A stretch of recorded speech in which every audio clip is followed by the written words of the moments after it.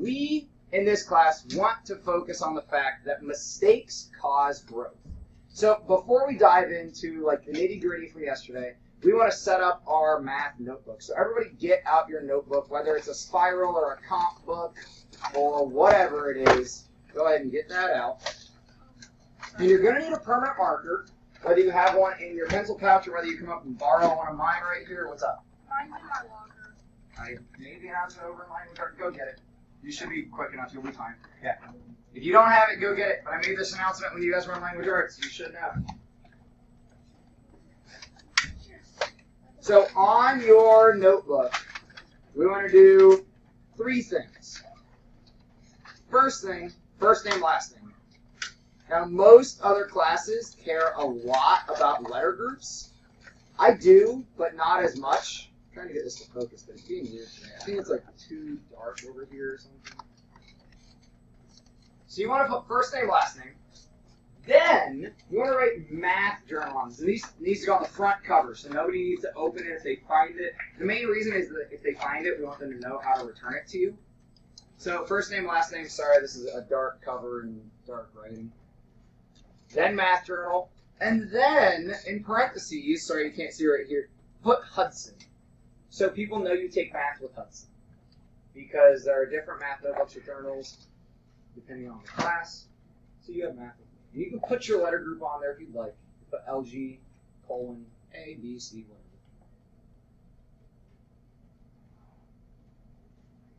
So especially for our friends that ran and grabbed their notebooks, I will put one on the chalkboard. So, first name, last name, math, journal, and Hudson. And if you want, your letter group. Questions? All right. I will help those guys as they come back to know what they need to do. So, in your math journal, please open up to your first page. And I know you guys have been talking some about journals in your other classes. You always want to date your journal. And that's really just so you can keep a pace of what you were doing when. And the first label we're going to put in this journal is brains. Or whatever you want to say, brain research, brain data, brain science, or you can just put brains. Well, you could, yeah.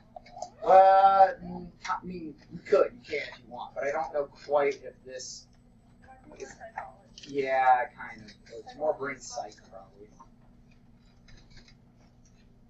So you want the front of your notebook, first name, last name, math journal. It's on the chalkboard. What you want to have, first name, last name, math journal, and then Hudson for that you take math with me. So, write brains in there, and then your date. I don't know what's going on with this guy. Your date you can either put out here in your margin, which is where I like to keep my dates, or you can put it up here at the top of the page. If you're going to use like 1 page per day or more than a page, but switch to a brand new page when you start new notes, then you can put your date up here. But if you're going to continue on and like, say I don't use this whole page today and I decide to continue and I start halfway down the page, I could then put 818 in the margin and know the difference. Man, that's why. Manual focus got turned on for some reason. There we go. We can see now. Everyone good? Got our journal set up? Austin, on the chalkboard, what you want the front cover to look like. First name, last name, math journal, and then put Hudson under that so people know to return it to me if they find it. Okay. So, we got to finish our video from yesterday. So we're going to go back and check in with Dr. Bowler. And who can remember what we had seen so far in the video? Okay, yeah, it's cheesy. But aside from the fact that the YouTubing videos are cheesy,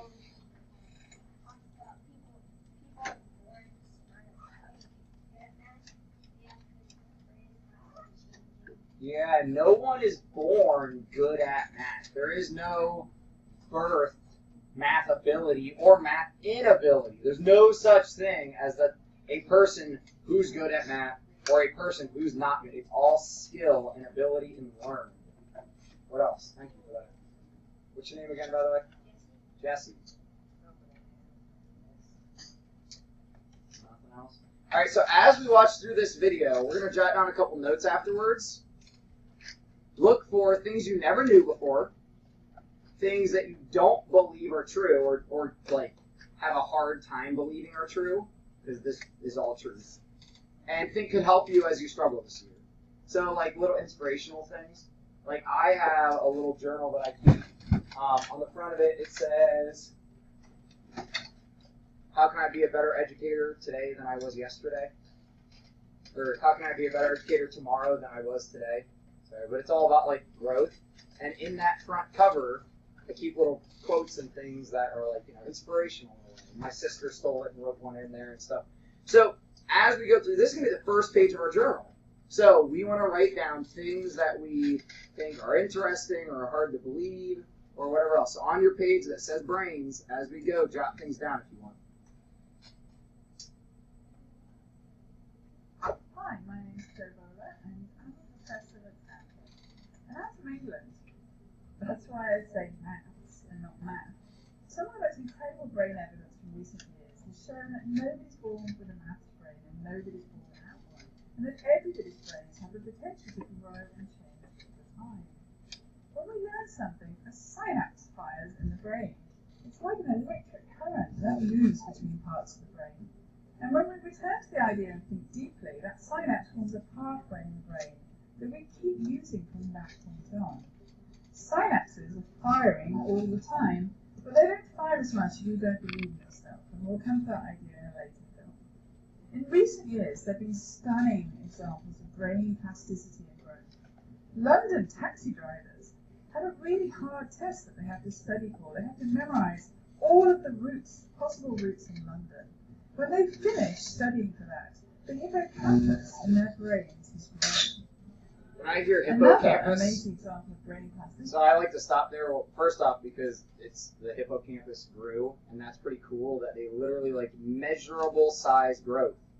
But when I hear hippocampus, I just think of like a bunch of hippos at college. I don't know if any of you guys do that stuff in your head. Another amazing example of brain plasticity is a young girl who had half her brain removed. This is real. She was having dangerous fits that doctors couldn't control. And the doctors expected her to be paralyzed for a long time as your brain controls your physical movement. But she stunned doctors as within months she was running around again. And they could only conclude that in effect her brain had regrown in a really short space of time. So always remember, you can do anything. So jot down a couple things from that video that you thought were interesting or you never knew or you find hard to believe. I mean, I know a couple right off the bat that I just, unless a doctor was the one presenting it to me, I like, and she is, Dr. Buller, you can trust what she says, I wouldn't believe it if it wasn't coming from a reputable source. And then I'll share with you what I have, and we'll share out full group for anyone that wants to share.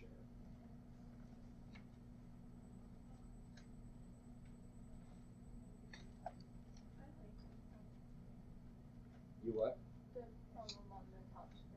Oh, stop looking at that. That's for tomorrow. I saw that in the after school. Yeah, that's. I was about to say that's the easy one. The harder one is where it gets fun.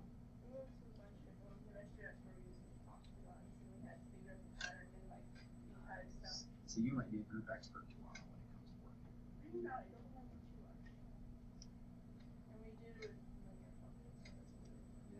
Try to write down at least 2 things you thought were interesting from that film.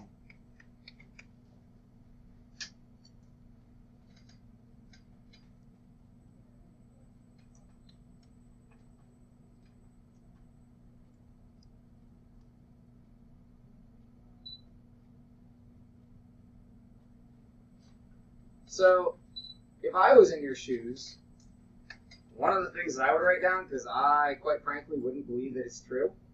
I mean, it is, but our brains can, and I should probably put this in quotation, our brains can regrow. Now, literally, our brains can grow, like gain size.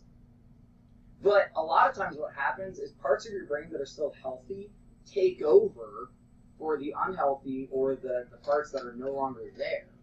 So if you get like some kind of brain cancer or something else and a part of your brain goes bad, another part of your brain, maybe even on the other side of your brain, will pick up the slack, essentially, and take over those responsibilities. Do you have something to say? And another thing that I would say is about those London taxi drivers.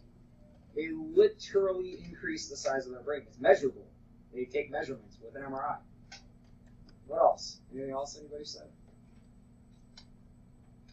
AJ? My second one was that a human being can function without his whole brain. Yeah, that we can still function without a whole brain, which, man. You know, we only use, I forget what the statistic is, but we use a fraction of our brain power. Yeah, yeah, like 10% or something. That's wrong. That's actually an incorrect factor. That's percentage of part of your consciousness, which has been proven to be incorrect. How much brain power we use. Interesting. Okay, we might need to go deeper into this then. Sounds like we need to do a study. What class was this? I'll be in test W. What's your name? Kaylee. Kaylee, what do you got? So I went to one of my mom's doctor's appointments. She has Parkinson's, and he told her that she has actually lost control. Like 15% of her brain cells have like died. Mm-hmm. So she, well, either she lost 15% or she's only working on 15%. Wow, is she okay? Yeah, she's fine. She's definitely yelling, so she's good. She's still able to yell. What else? So I think I'm starting to think about the next video. I don't want to get ahead of myself. So she was talking about synapses, right? Or synapses. She put some emphasis in different places because she has a European accent, like a British accent. So if we think about something that we probably struggled with at first, and maybe didn't go so hot when we first started trying it. We probably fail a lot of times. But now, you probably don't even think about it when you do it. And most everybody, the majority of people on Earth, know how to do this. You probably barely have to think at all about it. You know it's not walking. Breathing is like almost completely subconscious. And I don't think you ever really had a struggle with breathing. I hope not. Yeah? This is sort of, don't people just like or listen,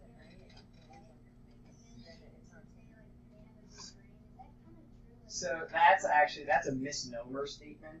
So when people talk about somebody having a big head, they're talking about having a big ego. The size of your head actually does, well, I'm sure there could be some kind of correlation, but the size of your head does not directly relate like how much brain you have or how intelligent you are.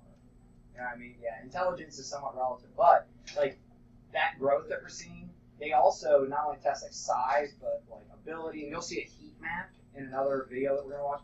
A heat map is like how much activity is going on, how much blood is going there. Because literally it takes blood for our brains to function, right? For things to work. So you can track how much blood your brain is requiring. Just like when you work out, your muscles need blood and things to circulate the oxygen. Same thing with your brain. Alright, so let's talk about one of my favorite things to do then. Anybody have a guess what I'm talking about? Really hard when you first started, now you can do it without thinking about it? Well, I'm not even talking math here. I'm just talking life. What's your name again?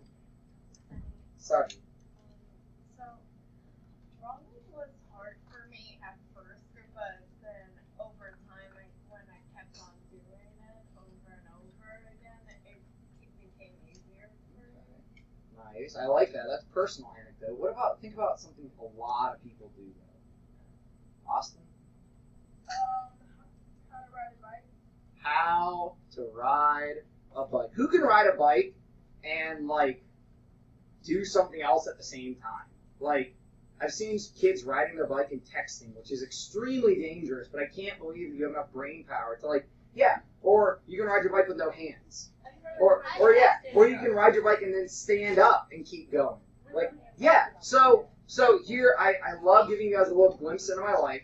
So this video is actually used for a future lesson. So what I start talking about we're going to do today, we're not going to do today. This is for a future lesson. But just to show you how big in a Viking I am, have a little glimpse into my Hey guys, garage. what's up? Hudson here. I am in my garage where there are many bicycles. There are also kayaks and lots of camping supplies. Don't judge. This is what happens frame when you become an adult. is You gonna keep your come out. bags. But we are going to be talking about bicycles, and specifically this bike right behind me. We are going to actually be talking about distance of travel. And Alright, so we're not talking about distance of travel. But this bike, right, pretty straightforward, pretty easy, pretty, like, I can ride it. But what if I told you I could reset your brain? I could take you all the way back to not knowing how to ride a bike. Instantaneously.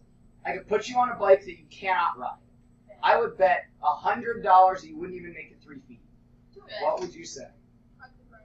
What would you say? Probably not impossible. I like that very conditional statement there. What do you think? How? Okay, I'll show you. What do you think?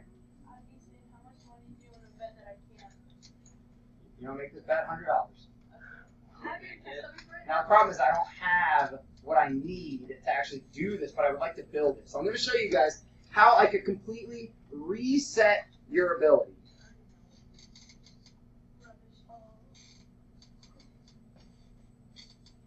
Hey, it's me, Destin. Welcome back to Smarter Every Day. You've heard people say it's just like riding a bike, meaning it's really easy and you can't forget how to do it, right? But I did something. I did something that damaged my mind. It happened on the streets of Amsterdam, and I got really scared, honestly. I can't ride a bike like you can anymore. Before I show you the video of what happened, I need to tell you the backstory. Like many 6-year-olds with a MacGyver mullet, I learned how to ride a bike when I was really young. I had learned a life skill, and I was really proud of it. Everything changed, though, when my friend Barney called me 25 years later. Where I work, the welders are geniuses, and they like to play jokes on the engineers. He had a challenge for me. He had built a special bicycle, and he wanted me to try to ride it. He had only changed one thing. When you turn the handlebar to the left, the wheel goes to the right. Anyone ever seen a bike like this? Yeah, At a I fair or any places like that? I turned my bike into that at one point. You did? How? Yep. I was moving up the handles and I accidentally turned them and the wheel was facing the right Oh, so you had a crooked wheel, but this is literally backwards. Like your wheel got So I know what you did because I've done the same thing. You tightened your quill stem back in without it being square up. So like straight might be like this, and I had yeah. to ride it But before I he's realized legitimate. that. He's backwards. So watch this. As he turns back to the right, the wheel turns When left. you turn it to the right, the wheel goes to the left. It's the I thought this would be exact easy, so opposite. I hopped on the bike ready to demonstrate how quickly I could conquer this. And here he is, ladies and gentlemen, Mr. Justin Salmon. First attempt riding the bicycle. What do you think? Is he gonna get it? I couldn't do it. You can see that I'm laughing, but I'm actually really frustrated. In this moment, I had a really deep revelation. My thinking was in a rut. This bike revealed a very deep truth to me. I had the knowledge of how to operate the bike, but I did not have the understanding. Therefore, knowledge is not understanding. So go ahead and jot that down in your math notebook. Knowledge does not equal understanding. So I could ask you, what's 2 times 3? Or, any of those math fact type questions. But if you can tell me 2 times 3, does that really mean that you understand multiplication? No, you might have just memorized it. Therefore, knowledge is not understanding. Look, Yeah, we have that down. Knowledge not equal to understanding. Write it down. You guys know I'm going to do journal checks at some point, right? So there will be certain things I'm I looking know at. what you're probably thinking. Destin's probably just an uncoordinated engineer and can't do it. But that's not the case at all. The algorithm that's associated with riding a bike in your brain is just that complicated. Think about it. Downward force on the pedals, leaning your whole body, pulling and pushing the handlebars, gyroscopic precession in the wheels. Every single force is part of this algorithm. And if you change any one part, it affects the entire control system. I do not make definitive statements that often, but I'm telling you right now, you cannot ride this bicycle. You might think you can, but you can't. I know this because I'm often asked to speak at universities and conferences, and I take the bike with me. It's So I always build the one, same. people are People gonna try think they're this. going to try some trick or they're just going to power through it. It doesn't work. So you Your tries to brain turn left hand, cannot right hand, handle it. switch them. For instance, this guy, I offered him $200 just to ride this bike 10 feet across the stage. Everybody $200. What if I offered you $200? No, you didn't understand. You didn't understand. So, this way. Alright, so, Right, I was worried about that too. now you have to keep your feet on. Alright, so here we go. Just give me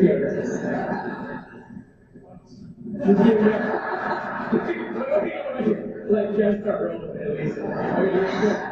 And go.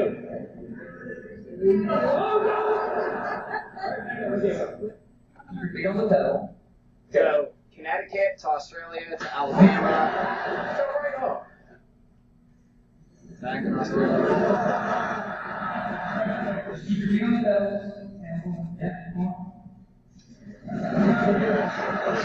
Keep putting his foot down. Once you have a rigid way of thinking in your head, sometimes you cannot change that, even if you want to.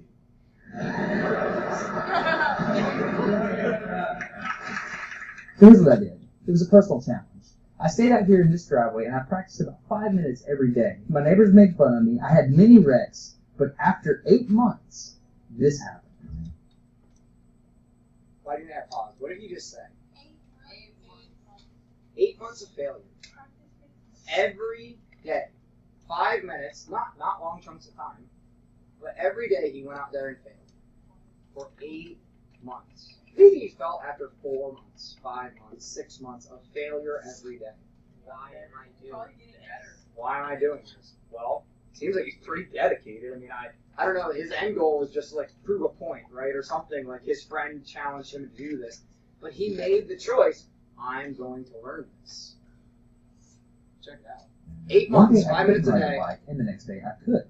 It was like I could feel some kind of pathway in my brain that was now unlocked. It was really weird though. It's like there's this trail in my brain, but if I wasn't paying close enough attention to it, my brain would easily lose that neural path and jump back onto the old road it was more familiar with. Any small distractions at all, like a cell phone ringing in my pocket, would instantly throw my brain back to the old control algorithm and I would wreck. But at least I could ride. My son is the closest person to me genetically, and he's been riding a normal bike for 3 years. That's over half his life.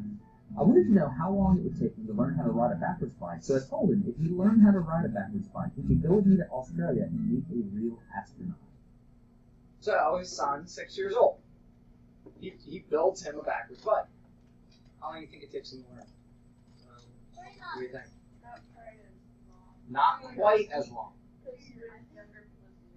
Do you think like half the time maybe? That's his bike. That's like his son's bike. That's his green regular. Yeah.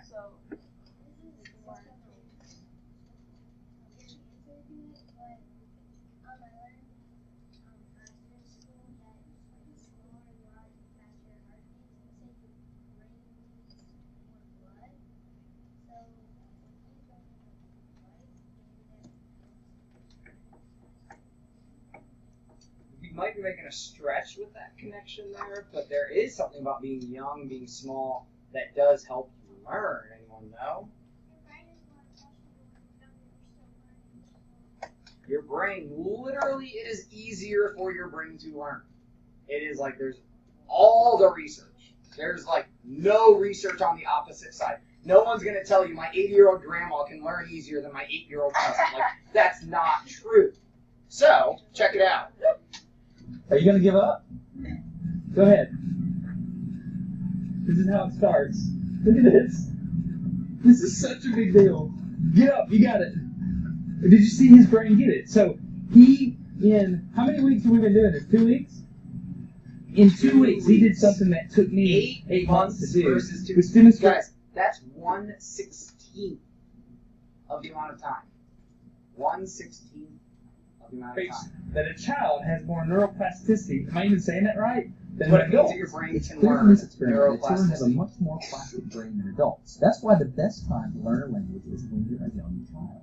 Alright, today's bike log. I can ride smooth, I can ride fast. I'm thinking the experiment is over. Okay, now I'm in Amsterdam, a city that has more bicycles than people. The question is, can I ride a normal bike now? I mean, I've spent all this time unlearning how to ride a bike. If I go back and try to ride a normal one, will my brain mess up? So I've tweeted a Smarter Everyday meetup, if you will, and I'm going to see if somebody brings a bicycle, and I'm going to try to ride a normal bike. So for months, he's This is only one of been the most working frustrating on moments of the my back life. bike. I had ridden a normal bike since I was 6, but in this moment, I couldn't do it anymore. I had set out to prove that I could free my brain from a cognitive bias. But at this point, I'm pretty sure that all I've proved is that I could only redesignate that bias. So what you're not seeing is just a group of people here looking at me, looking at the strange American that can't ride a bike because they think I'm dumb. But I'm actually 2 levels deep into this because I've learned and unlearned. All right. After 20 minutes of making a fool out of myself, suddenly my brain clicked back into the old algorithm. I can't explain it, but it happened in a very specific moment.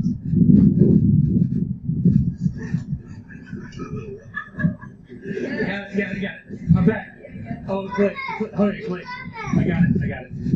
Okay, there it is. There's the moment. Okay, I can ride a bike. I tried to explain this to the people around me, and they just didn't get it. They thought I was faking the previous 20 minutes, and I couldn't get anybody to believe me. That looked like I faked it, didn't it? Yeah. Just a face. I'm faking. You don't believe me. So later you're like, and it's You think I'm lying, don't you? I'm not lying. I felt like the only person on the planet who had ever unlearned So now how to his son ride a just bike. cruises I around the couldn't stage on his articulate it back with like. because everybody just knew that you can't forget how to ride a bike.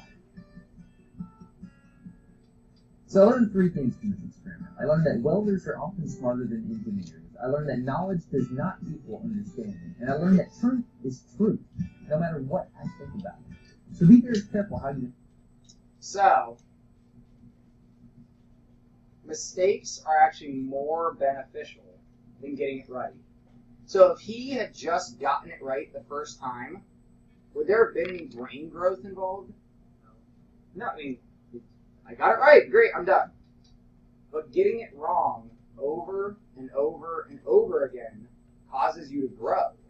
So when this year you inevitably have that struggle and you inevitably get that answer wrong and you are frustrated, just tell yourself, every wrong answer is growing my brain.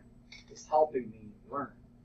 So check this out. Real quick other video and then we'll 10 minutes left to class.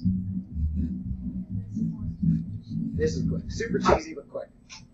I've been working on this phone for so long. I just can't get it right. Every time I try something, it just doesn't work. I keep on messing up. So just give up. Hey! We're going to learn to this area because there's a ton of brain growth going on. What do you mean? I've been figuring out this problem. Her brain has grown so much while working on this problem. That I can't figure out. I've just been making mistake after mistake. I can't do it. Exactly. Every time you make a mistake, a synapse fires in your brain. Synapses are connections that your brain makes every time it grows and creates new pathways. Really? Yeah. Struggle and mistakes and challenge are great for your brain. Your brain is like a muscle. The more you work it, the stronger it gets. Good afternoon, Phoenix. Please pardon the interruption. Just a reminder for all of our students that on Friday we will be releasing at 1:40 p.m. in case you need to make sure your parents are aware of that. And then at the break, if I could please get Andrew Service and Catherine Schwab to the office. That's Andrew Service and Catherine Schwab to the office just to pick something up. And also at the break, Peter Lu to the office. Thank you. Challenging problems are great workouts. So I should make mistakes and struggle? Yes, learn a lot, have a lot of brain growth, especially when we're making mistakes and working on hard problems. So don't give up. Keep going. Some problems go unsolved for years, and that's fine. What's important is how much you learn when you're trying to solve them. Keep taking risks. Keep making mistakes. Yeah, and your mathematical thinking process is super important and awesome. So if you keep learning and making mistakes, that's what's important. Wow, I had no idea. I'm gonna keep working and when I make a mistake, oh no, my brain is growing. Scientists now know that when you make a mistake, synapses fire in the brain. In fact, more synapses fire when you make a mistake than when you get work correct. So you mean when you make a mistake, when you work through it and get it right, your brain grows? Well, working through mistakes is good thing to do, but what they actually found was that people's brains grew and synapses fired, even when they didn't know they'd made a mistake. So the study showed that there were 2 possible synapse firings. The first came when people made a mistake, and the second came when they became aware that You ever had that like, oh, I did it wrong? The moment of realization. That's brain That's a growth. great question, and the best knowledge we have on this is your brain grows when you make a mistake, even if you're not aware of it. Because when you make a mistake, that's the time when your brain is struggling and challenged. And those are the very best times for brain growth. Oh, that's so cool. Yeah. Can I just say that if I was doing a math problem and those guys, I just somehow teleported somewhere else and those people just started having weird costumes, like super cheesy costumes, like a t-shirt and then a mask, I'd be like, everyone would be started ordering pepper spray. And be like, what's happening? carry Where pepper am spray? I? Go away. So, super cheesy, and yet, so the whole teleporting thing is supposed to be like in their mind or something like that. Like these superheroes come and visit them and like encourage and whatever. But as your group, I want you to check out this graph. So we've talked about brain growth enough for the moment. I want you guys to analyze this graph and just talk with each other about what do you notice, what do you wonder, what questions do you have, and what information does this graph provide. So these are my emoji use. That's not my emoji use, but it is a graph of emoji use. So chat for, let me give you 2 minutes to do this as a group. So chat with each other. Chat with each other. Shouldn't be so hard. See, this is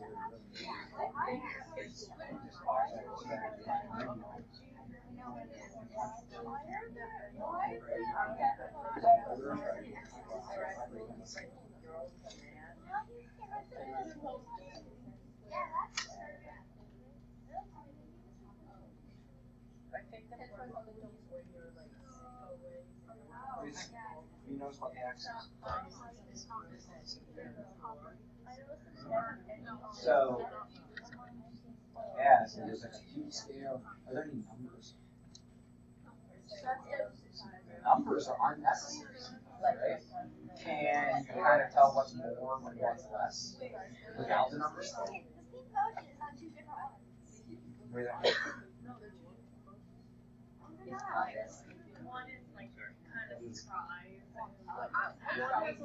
So what if I ask you for specifics? So what if I ask you about like the red angry face? Who could tell me something about the red angry face? Mr. Stumble? I hardly ever use it, if I use it at all, and I maybe don't use it because yeah, it's not cute. So this is the most don't use, kind of tied with the Z space, and it's the most not cute. It is the least cute possible, or the ugliest looking. That's a mean word. What about, let's say the cat tear face? Yeah, what about the cat tear face? It's in kind of the use spectrum, but it's low on the cute spectrum. Yeah, so it's lower on the cute, but higher on the use. It's because that's what I use when we're out of ice cream. I text that to my wife. I said, we need ice cream. I'm trying to incorporate a little bit of like not just dry math. What about the cat heart face? Or cat heart eyes? It's at the top of the cute, but around lower and they don't use. Yeah, I don't use it very, even though it's really, really cute, I don't use it very often because my friends laugh at me when I use my cat heart eyes face. So, now that we kind of understand how graphs could not have numbers and still be readable, so this is Randall's graph of fruit. And sorry, I covered up my questions because I made the graph larger earlier, pretty much as large as it can be. Down at the bottom it says untasty in case you can't read it because it kind of cuts off. But let's say you were going to make Randall a fruit basket. Talk amongst your group about what you might choose if you like Randall. If you were going to make him a fruit basket and why. So take about 2 minutes to talk about that. Yeah, you don't have to write any of this down. Yeah, you're just talking.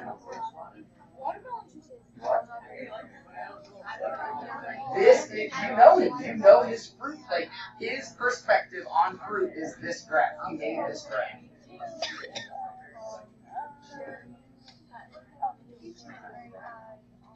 I like cherries.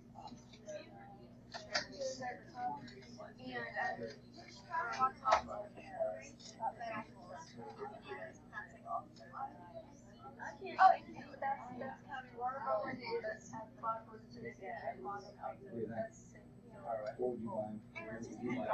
You like Randall and you can buy him some fruit.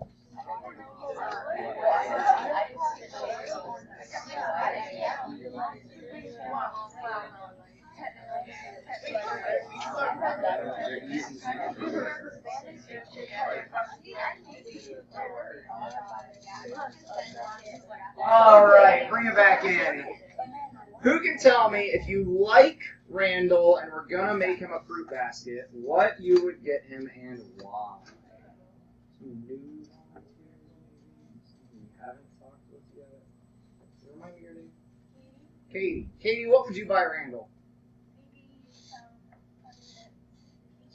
Some peaches? Why peaches? Because they're high on taste scale. Yeah, he thinks those are the tastiest fruit that exists. Peaches are super tasty, and they're also pretty darn easy. The only thing easier is like berries or grapes, because I can just pop them in my mouth. I don't even have to eat like out of the fruit. Those are easier than apples, I guess, are kind of easier. Pears and peaches are tied for easy. What if you found out that Randall just cut your pay, and you were going to bring home $100 less each week, but you still had to get him a fruit basket? What do you think? If he cut my pay is like $100, I'd more go to the oranges and lemons. Why? Because like if you really need the money, but they weren't giving it to you if you deserve it, you should get like what they deserve. Now that's they should get what they deserve. They deserve oranges. No, that's funny. I agree, and that's why I asked like that. Now we wouldn't do that because we're nice people, right? But if for some reason we wanted to like play a joke and get him fruit he didn't want, what would be the worst fruit choice up here? Probably the grapefruit or lemon. Probably the grapefruit or the lemons, right? Why? Because for the grapefruit, it's really difficult. It's almost as difficult as pineapple. Yeah, And super it's difficult. also low on the untasty scale, and the lemons are the lowest on the Yeah. tasty scale. So you could probably get pineapple, grapefruit, and lemons, and that would be like the worst one ever. Yeah, and pineapples, even though they're tasty, man, they're difficult to deal with. He literally poke you as soon as you try to pick them up. I don't know if he did that to me, because I would give him tomatoes because tomatoes are on the easy list, but untasty is so it's Yeah, it depends on the person, depending on how tasty they think potatoes are. All right, so I have an objective for you, and there's two different ways you can complete this objective. We're not using the whiteboards. We're going to do this in our math journal. So we are going to create a numberless graph. So we have to determine what our axes are going to be, or we have to determine what things we're putting on the graph. Now, when I started thinking about this, choosing my axes was pretty difficult, but if I try to think about what I could put on the graph, I immediately think about my dogs. So when I think about Marley, my biggest dog, I think about the fact that she's hairy and large. She's 73 pounds and very hairy because she's long-haired. So when I go to make my numberless graph, check out up on the TV, my numberless graph is going to involve hairy and large as my axes. But then I need the opposites, the contraries. So I'll bring it down onto this screen, make it easier to see. So the contrary of hairy would be bald or not hairy, and the contrary of large would be small. So Marley, way up here, very hairy, very large. And I started thinking, well, what could I use as contrary? Well, Mr. Shurg is not very hairy. So I put Mr. Shurg way down on the bald side. Because if you've ever seen him, that's by choice. He shaves his head every day. It's just a fact. He's bald. So we are out of time, and this is not really homework. We'll pick this up tomorrow. However, especially those of you that are here for extensions, you've got time. So I would encourage you, make your own numberless graph for us to use in class tomorrow. I would say if you're stepping up and you're going to I'm going to do this during extensions, so I want to get stuff done, try to have at least 5 on there, 5 things, so I could put my other dogs will be in different like largeness, different hairiness. Because Nico's small, he had parvo, he doesn't shed very much, so I put him over. At most, I put a dozen things in. Don't go crazy and have like 20 or 30 things. So if you so choose to step up and take this challenge, I meant to tuck my shirt back inside. Got super hot earlier. If you so choose to step up, make your axes, label what your axes represent, place at least 5 items on. That would be awesome. And then we'll share people's graphs tomorrow. We'll use the dot camera and we can share out. But that's all I got for you today. So you are dismissed to break. Woo!